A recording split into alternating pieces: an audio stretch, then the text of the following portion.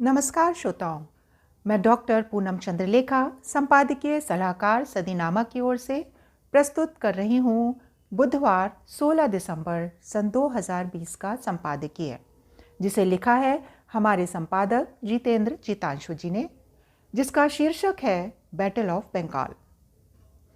दोस्तों, लोकतंत्र को जनतंत्र भी कहते हैं, क्योंकि जनता के चुनाव के द्वारा ही यह तंत्र बना है। हम एक लोकतंत्र हैं और हमारे पास एक संविधान है। लोकतंत्र में आम चुनाव एक उत्सव की तरह मनाया जाता है और मतदाता और त्योहारों की तरह ही इसका आनंद लेते हैं। लेकिन आज के समय में चुनाव किसी युद्ध से कम नहीं है, फिर चाहे वह लोकसभा चुनाव हो या फिर विधानसभा चुनाव। भारत नियमित चुनाव का देश है। आने वाले दिनों में बंगाल के विधानसभा चुनाव की राजनीतिक स्थिति क्या होगी, इसी की पड़ताल करता है आज का यह संपादकीय बैटल ऑफ बंगाल। जैसे जैसे बंगाल में विधानसभा चुनाव नज़दीक आते जा रहे हैं, लोगों की हत्याएं और आक्रमण बढ़ते जा रहे हैं। बंगाल में सत्ताधारी पार्टी आश्वस्त है कि वह वापस जीतेगी। दूसरी तरफ विरोधी पार्टियों में कांग्रेस और वाम दल किसी समझौते पर नहीं आ पा रहे हैं। हाल में बोडोलैंड टेरिटोरियल काउंसिल में बीजेपी ने यूटीपीएल के साथ चुनाव जीता है। पिछले लोकसभा चुनाव में बीजेपी ने 18 सीटें जीतकर सत्ताधारी पार्टी को हिला दिया।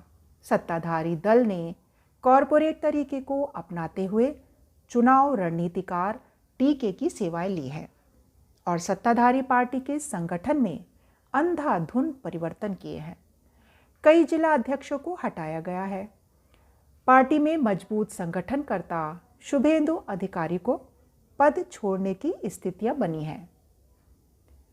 इस मौके को दूसरे राजनीतिक दल भुनाने की कोशिश में हैं। बात घूम फिर कर फिर मुख्यमंत्री माननीय ममता बनर्जी के बजाय उनके सांसद भतीजे की ओर मुड़ जाती है। दिनों दिन राजनीतिक हिंसक होती जा रही है। जिन चीज़ों के लिए जनता ने ममता दीदी को चुना, वह परिवर्तन गति नहीं पकड़ सका। भूतपूर्व मुख्यमंत्री बुद्धदेव भट्टाचार्य ने जिस औद्योगिक बदलाव की कोशिश की थी, वह आंदोलन की भेंट चढ़ गया। उसके साथ ही वाम मोर्चे का जनाधार भी खिसक गया।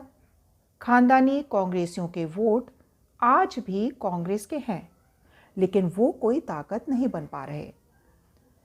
राष्ट्रीय स्तर पर भाजपा के लिए असम और त्रिपुरा के बाद बंगाल महत्वपूर्ण है। असम और त्रिपुरा को आधार बनाकर यह पार्टी बंगाल में बदलाव की उम्मीद रखती है। कभी तृणमूल के संस्थापकों में एक मुकुल राय आज पार्टी में नहीं है। उनकी संगठन क्षमता का उपयोग बीजेपी पूरी तरह करना चाहती है, पर उनको भविष्य के मुख्यमंत्री के तौर पर घोषित करने का खतरा नहीं उठा सकती। बंगाल में जनसंघ से लेकर बीजेपी तक और आचार्य विष्णुकांत शास्त्री से प्रोफेसर हरिपद भारती तक नेता तो रहे, समर्थन ज़्यादा नहीं। आज स्थिति उल्टी है। पार्टी की पहुंच गांव तक गई है, लेकिन नेता कद्दावर नहीं है। बंगाल में राष्ट्रीय स्वयंसेवक का भी कोई बड़ा नेता नहीं है जो राम माधव की तरह पार्टी को सहयोग दे। आने वाले दिनों में बैटल ऑफ बंगाल और तेज होगा। ममता दीदी की सरकार ने 1 दिसंबर से 30 जनवरी तक 4 चरणों में लोगों तक पहुंचने की योजना बनाई है। हर ग्राम पंचायत, नगर निगम और नगर पालिका में 4 कैंप आयोजित किए जाएंगे।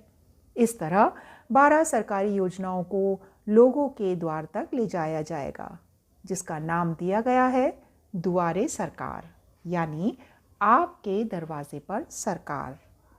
आमीन। तो यह था आज का 256वां संपादकीय।